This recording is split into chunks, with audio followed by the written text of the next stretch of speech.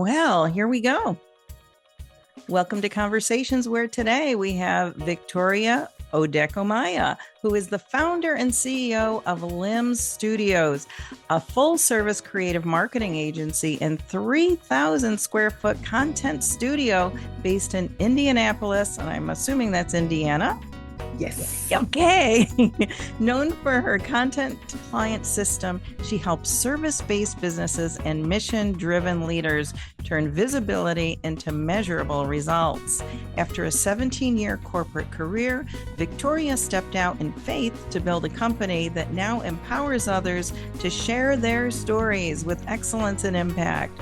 Through her work with organizations, entrepreneurs, and media platforms like Boss Ladies Magazine and the Own Your Brand Show, she's helping leaders build brands that attract, convert, and leave a lasting legacy. Welcome to the show, Victoria. How are you today? I am doing well. Thank you so much for inviting me. This is an absolute honor for me. Thank you. You are welcome. I'm so happy to be here with you and really to have you unpack some of these areas that we're going to be talking about.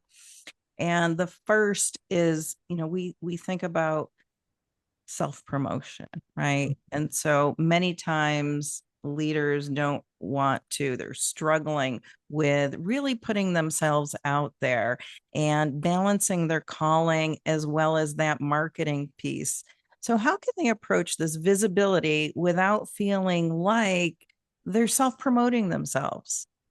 Well, I'm glad you asked that question because I totally understand and I see it every single day. A lot of us, we feel like we are promoting ourselves. But the truth is that we are giving other people the opportunity to tap into the talent, the resources, the gifts that God has placed into us. And when we start thinking of it that way, then it's no longer self-promotion. I often like to give the example where when Jesus was coming, you know, we've been hearing about him over and over from like the Old Testament.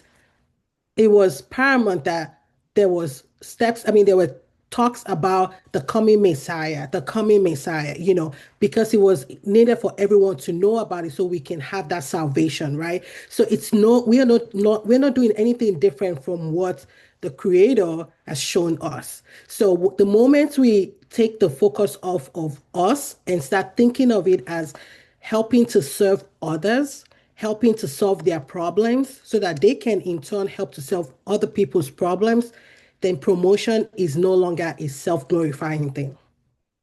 That's a great way of thinking of it, and it's a total mind shift, I think, for some people when they hear you saying that. And it reminds me, as you were talking, I think it's in Colossians how we are to work as if we were working to honor the Lord, or something like that. And that aligns with that. So if we take the focus off of us and say Mhm. we're here to be in service of, right? So that I love that answer and how you are able to, connect that to your faith. Yes, yes. I mean, I really feel like I am doing exactly what Jesus even did. He said, go out and tell the world, right? This is our job to tell the world of the good news. So the good news is the salvation that we have, but it's also through our actions is where people see that.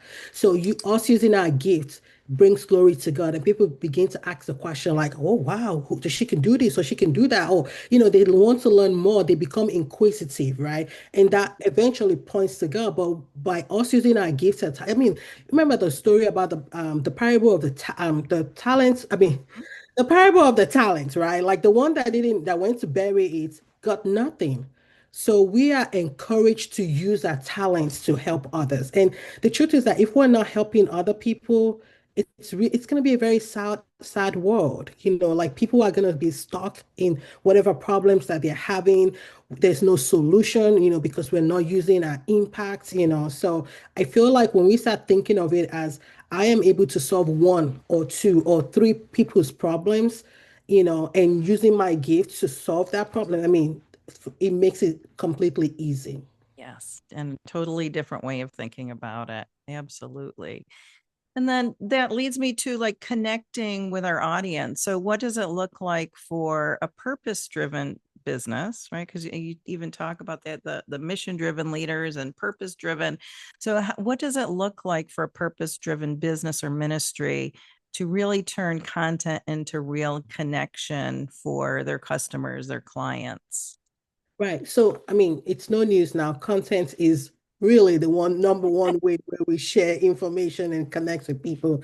And so it's really important that we tap into that. This is the time in this age where this is what we're using to connect with people. People understand they can see better what you do, the transformation that you actually provide by showing them, by speaking of it. So content just makes it super easy, and then connecting with those the audience, the specific audience, because we cannot serve everyone, whether we want it or not. It's Right. impossible, right?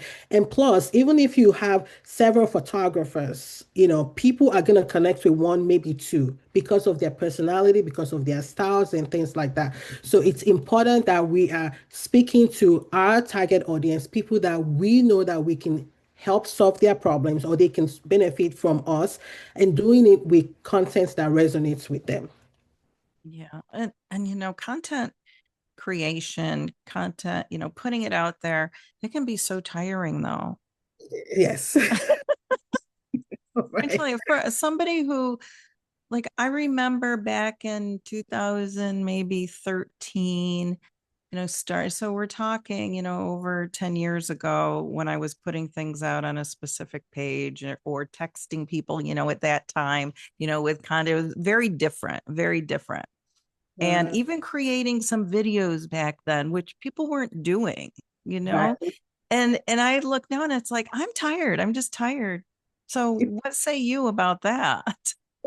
Well, it's important to also to understand that we all have our gifts, our talents, our lanes, So that's why I'm even in my particular business, even though I help people create content and help them market it, I'm beginning to recognize staying in my lane. I am not a CPA. I understand the numbers a little bit, but for me to crunch the numbers, I don't really need to be doing that. So I think that the sooner we are able to figure out what our lane is, our lane, our zone of genius, the better for us to really make more impact and spend our time more productively.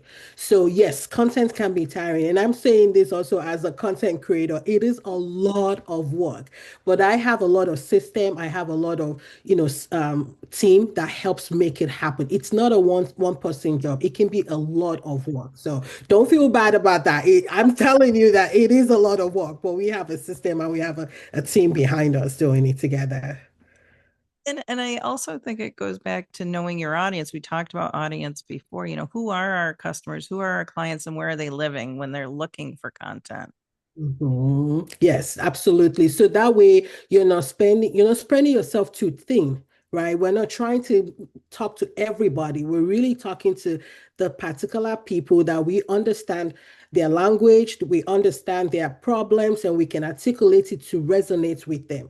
And that way, honestly, when we think of content that way and using content that way, it makes it a lot easier for someone to manage, especially if they're starting out, right? Because I mean, to be true, I mean, it's impossible to expect a brand new business owner to like outsource that. I mean, because there's a lot of things that we have to spend money on, like we have to create a website, we have to do this and that, right? So, but simplifying that process for yourself is so important to going a long way. So knowing exactly who, and when I say knowing your audience is really understanding what makes them excited, what are their pain points, what are their goals and aspirations, understanding that and being able to connect with that in a way.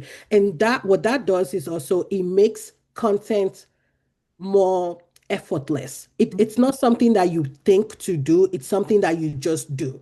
So I'll Yeah. give you an example. If you know that your audience would resonate with seeing you, say, work on a computer, and then having a conversation with another person on a computer on a Zoom call, kind of like this. Well, you could just turn on the camera on your phone and record that. And maybe even overlay a simple text about that to show the behind the scenes of the work that you're doing so they get a Mhm. unique insight. at that point you're not really trying to like set something up and then think about what to create. Like it just becomes natural because you understand these people so well. You know what they're looking to hear or see from you, and you understand what they're understand how to show that to them, like how to communicate that to them. So it just makes it easy. So I often try to tell people, especially those that are starting out, or even if you're in advanced, so like everything that we're doing that we feel like would resonate with our audience is content itself. So if we can just turn on the phone, we can be getting unlimited content, that we can share. And you know what I found just for my own self-assessment as I'm looking at social media posts, I really gravitate towards people who are just doing just that. They're just doing, right? It's not all polished and whatnot. It's just their everyday life, and this is what they're doing, and they're showing that. Yes. Yes, and that is true. And that's true for a lot of people. And the truth also because with AI, we can really get some overly polished content. Mm-hmm. The reality now is that the authentic content, the less polished ones, are now going to appeal to people because it's human, it resonates, it's authentic, as opposed to the whole polished looking all, fancy and all of the things. So yes. That's right. Looking all fancy and stuff like that. I Right. know early on, I remember, as I said, when I was doing, some videos for social media, and I didn't know how to edit. So I would do a take and then I was like, oh, I'd listen to it. And then I do another take instead of like edit, today it's like, oh, just edit this and edit that. And it's so simple. Back then, I didn't have any software. They didn't have all the options that you have today. And it was, I mean, that was really tiring. It's like, oh my Lord. So the things the tools that we have today, I mean, you can have them at the tip of your finger, but I love what you said about being able to outsource that to somebody who that's their passion. Like that's your passion. You and your team do what you do for a reason, right? The Yes. people who are contacting you and saying take this over for me, there's a reason. And what you said in the beginning where you're not a CPA. I'm not a CPA either. Thank goodness that there are people who are blessed and able to be CPAs. Yeah, absolutely. I really feel like when that time is right, outsourcing that is the best way to go. So that way we can focus on our zone of genius. That's right. Focus on the zone of genius, people. Now let's talk about when there's more than one person. So let's just say there's a team.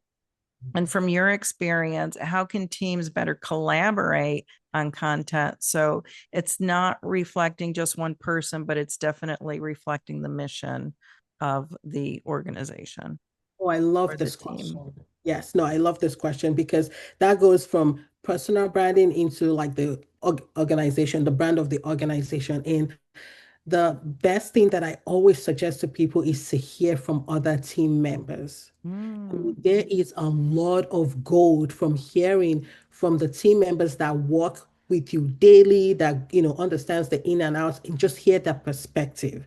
So it's not just the one person speaking. And there is a lot, and it does so many things. First of all, people are hearing from a different perspective. But yeah. secondly, it helps build that trust with the other team members. They feel empowered. They feel a part of the team. They feel like they're part of building something bigger. And so it just, Love I that. really love that. Yeah. Yeah, that's good. That's good because it can't be just about one person. It, Especially because it takes a village, right? A lot of the things that we do takes, I mean, even for you, I know you have a team that helps with something behind it. It takes a team. So it's always good to, even if it's in a situation where we are maybe not necessarily employee, but more like a collaboration or subcontractor, sometimes that could also build a stronger relationship within that type of Mhm, working partnership too. So, there is a lot of value in hearing from different sides of the mhm. coin. Yeah, and I imagine with content creation too is what's working and what's not working. Right. So how would somebody like take a look at that? Like they're posting, their engagement, whether it's higher, like what are they actually looking at to know if something's working?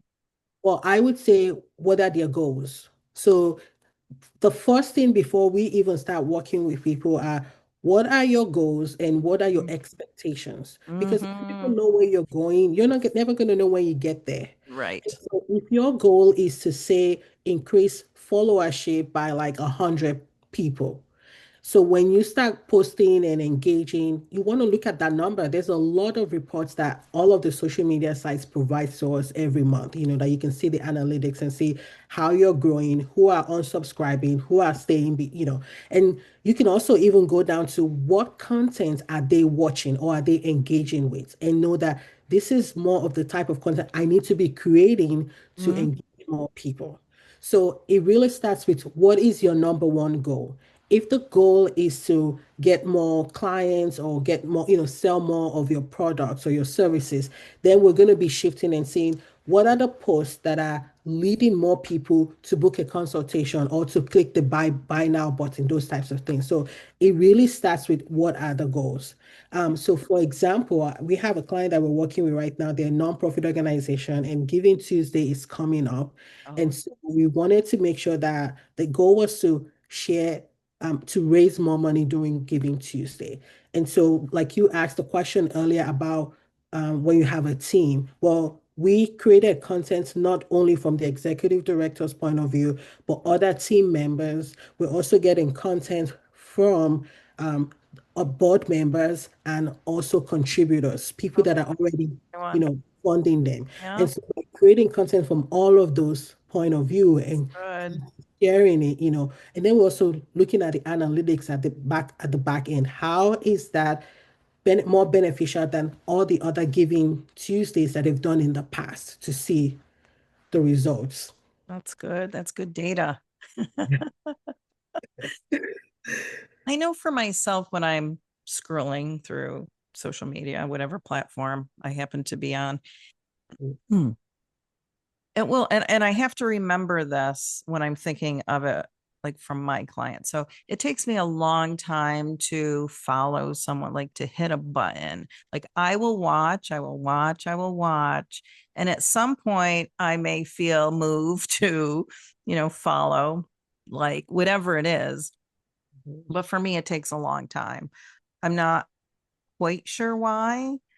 And I also think that for my customers and clients, they may be doing that with my content too. They may be just watching, watching, watching. They may not be fully invested, even though they like it. Mhm. Does that make sense? Well, yeah, absolutely. And the truth is that that is real. I mean, I'm the same Okay, good. person too. I'm usually, and so sometimes when people say things like, nobody's seeing my post, I'm like, are you sure? Because Mhm. usually they're not looking at the analytics. Yeah. They just think that because people are not commenting or liking, they are not seeing their posts. So, but there are a lot of people on social media that they just scroll, they enjoy the content, they would even go back, they might even pin or save, Yeah. your page and go Yes. back to it, but they would never interact, and that's okay. So I think that best way my son, is like 12 years old, by the way, helped me understand this a while ago, was he said, Mom, if one person comments, that is like one whole person. Like you're able, like, and I was like, because usually we're thinking and we're looking for that grand number, like 2 million subscribers or two, like, so, and when it's like one person, that means you're actually making impact. But the untold story that we don't see is that a ton of people are seeing it. So Right. I just want to encourage anyone that might be feeling like, oh, nobody's watching. More than likely, people, Mm-hmm. yeah. And then sometimes you get those people where you meet them outdoors or in different events, and they're like, oh yeah, I saw your post, and you're thinking you saw my post, but you didn't actually, Right, that's right. What do you mean you saw it? Help a girl out. right? But does it have, and I think that that's a struggle for people to understand that. And I love how, if it's just one, that's an impact, but behind the scenes you're impacting more. Because for me, in the like way back when it used to be important for me, like that somebody likes or there's some type of engagement. Now it's like it doesn't matter to me. I post when I do. I need to get better at it again. Like when I have a rhythm, things are much better. When I Mhm. post ahead of time, I do better. But I think there's another piece there is that we can post, but how are we doing with our engagement follow up? That's true. That's so true, right? Because it's almost like we post and forget. Yes, Especially when you schedule it in that's a true advance. statement. You're on to the next thing. Right. So we also need to be better at engaging and liking and commenting. I mean, think about it like just the way we were just talking about here, like when if the person that saw us out and about actually commented, the way we would feel, right? Yeah. That's the same way we're helping others feel because this is not actually uncommon. A lot of people feel the same way. So we can help each other out by, thumbs up, likes, or just commenting that's a good habit to form. I also tell people who are just starting their business or just getting onto social media that their opportunity to get their name and their voice out there is really important by doing the commenting and things like that, really bringing your thought leadership or whatever it is that you're called to do into conversations and not just be the scroller. Yes. Because every time that you're commenting, your name is popping up. Other people and other networks are seeing it, and that's important as you're Absolutely. building. Actually, that's actually a gold mine that you just opened up here. Like this is like because here's the thing. There are people where the comment section is where they thrive, period. So there's some posts, usually when I go on social media, and I encourage anyone to do this really. When you see a trending topic where there's a ton of people on there, like you can get in there and then comment, obviously, and just, engage. But if you're doing that consistently, you would find that some other people that are reading Mhm. those comments begin to see your comments That's right. all the time, especially when it's impactful, it's relevant, makes it great points, then so like you said, you're building your own thought leadership through that way too, because of just being consistently posting and being in the conversation. So that's a place that I know a lot of people sleep on, but it's a lot of it's a great way to build your brand. Mm-hmm. Good. Then I'm glad I'm giving good information. You are. Yes, you are. Because like the comment section sometimes get even more interesting. I mean, there like when I am on Instagram and I follow my favorite people, and once they come, then once they drop the video, it's like I go directly to the comment section, and that's where you get even more funnier comments, and like it just goes crazy. So there's a lot of opportunities in the comment section. Yeah. Yeah. And then what about, and I've heard this and I don't know if it's true or not, but when a platform adds a new feature and you are able to access that, because sometimes I think people aren't able to access, but if you're able to access, if you access it early, then they'll boost your posts more. Do you know anything about that? Actually, it makes sense, right? Because there's a huge competition amongst all of this platform. Whether that's truth. Like they are all vying for our attention. So they're doing a lot of the things to keep people on their platform. Mm, So if we tap into what they're doing, they're only going to amplify the post because you're helping them meet their own that's goals. true. So that's where I say again, it goes back to that goal, right? So like Right. yeah, they need help. They're trying, there's a ton of them. And before we know it, there's a lot, probably other ones that are, popping up as we speak too, right? Mhm. So tapping into anything new that they provide or any feature is definitely a great way to take advantage of the platform. Another question that kind of popped in my head is I know when I post on whether it's Instagram, it can go to Facebook or vice versa. Mhm. Does that make sense? Because then it's seen by, some people are on Instagram, some people are on Facebook. Or what are your thoughts? Does it go back to where is your audience, or does it go back to the more times that people see you, the better? So I like to take advantage of both.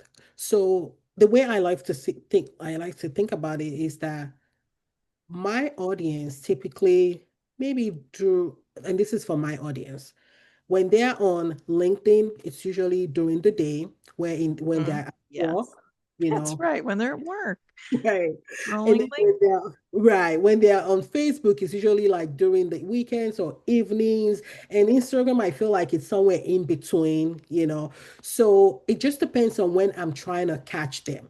So even if I post the same content on all the different platforms, I'm thinking about what frame of mind they will be in when they Mm. see this content Oh, on that's whatever good. platform. Yeah. So sometimes it's good that I completely would take advantage of that posting on Instagram. They see it at one point, maybe during their mid-lunch break or something like that. And then when they have a little bit more time in the evening or, and they're watching it, they see it again, right? So Yes. advantage of both. Yeah, that's good. What else might be important to put in here before your last word? Let's see. I would say a lot of people are here that they feel uncomfortable getting in front of the cameras. Mm-hmm.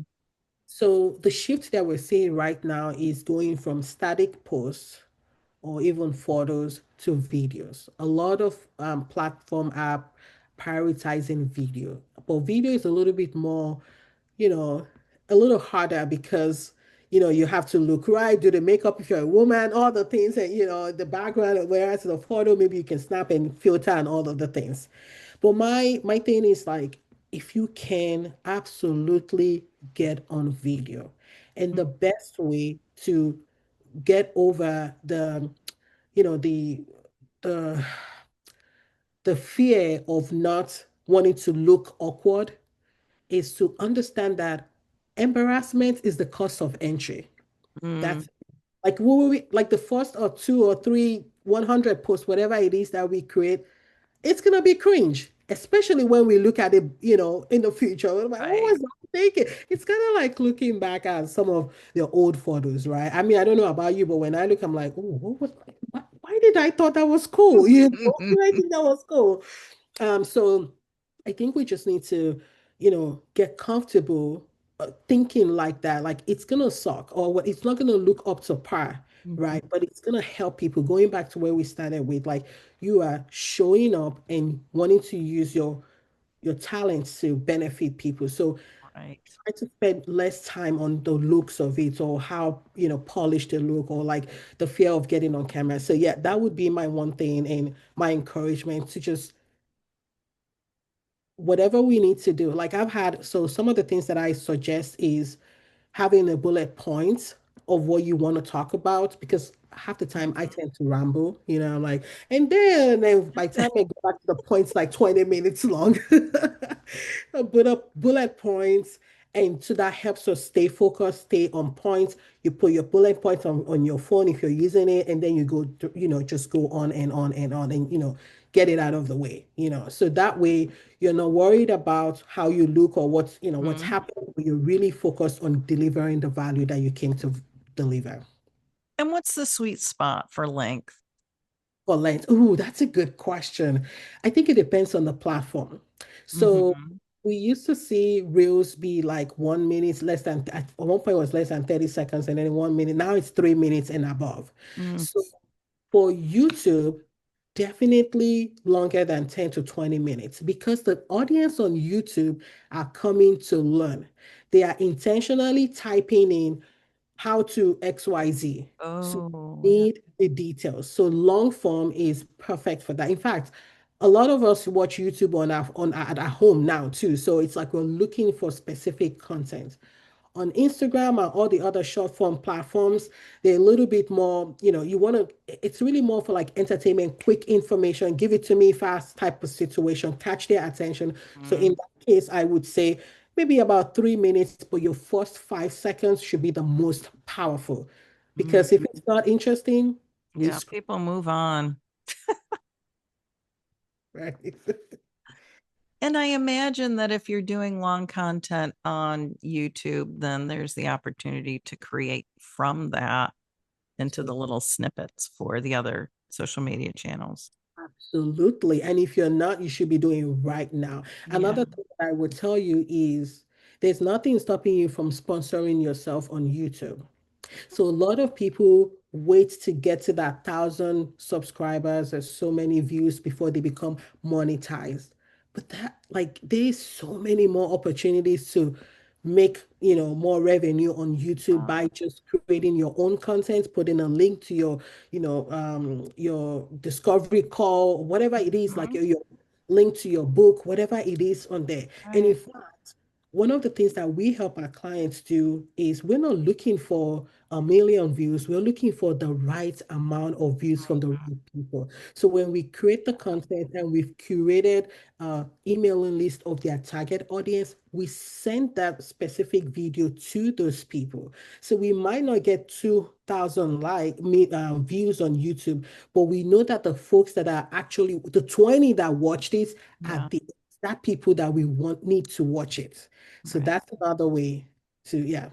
Yeah, that's a good way of thinking of it again. Yeah, changing that mindset for sure. Well, this has been informational. I knew it was going to be, Victoria. I would love to give you the last word. What say you to those who are tuning in? Oh my goodness. So I would say try everything you can to, I was going to say get rid of the fear, but just do it. And the repetition would help you get rid of the fear. You see what I mean? Like do it scared.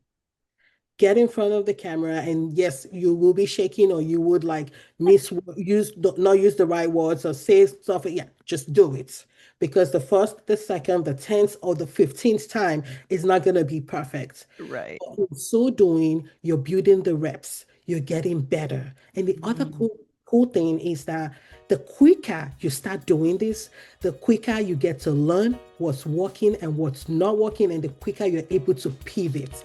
And that in itself is probably the most beneficial reason for starting, because the more you do it, the more you learn what's working, the more you can quickly pivot rather than waiting to start. wow. That's good stuff. And where can people find you, Victoria, if they're interested in learning more about what you do and how you can help them? We are active on all the major social media at Lim Studios, which is the name of my business. So Instagram, Facebook, LinkedIn, and then on YouTube is also Lim Studios TV, actually. So yeah. All If you right. type in Victoria Odekomaya or Victoria Boss Lady or Victoria Boss Ladies, I You're going to should. pop up. It is not a common name, I don't think, in the Right. US, is it? That is one of the advantage, and that's the reason why I'm leaning into it too for my personal brand.